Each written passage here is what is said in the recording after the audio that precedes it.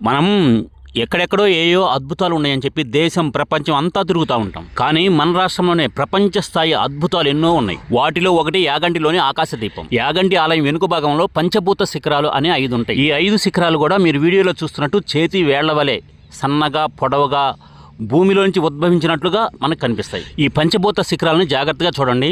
ఇవి మానవ నిర్మితాలైతే కాదు, దేవతా నిర్మితాలైనా అయి ఉండాలి, లేదా స్వయంభూలైనా అయి ఉండాలి. ఇలాంటి శిఖరాలపై ఎక్కగలగటం అంటే బాడీ ఫిట్నెస్ కలిగిన పర్వతారోహకుల వల్ల మాత్రమే సాధ్యం. అది కూడా వాళ్ళు సేఫ్టీ టూల్స్ దగ్గర పెట్టుకుని.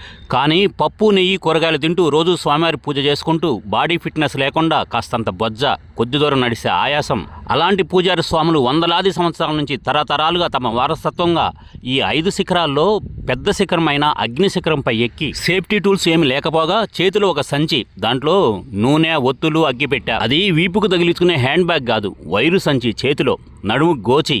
అసలు ఇలాంటి అద్భుతం, అలాంటి స్వామి ఆ పైకెక్కి ఆ ఆకాశ దీపాన్ని వెలిగిస్తుంటే అసలు చూడాలండి.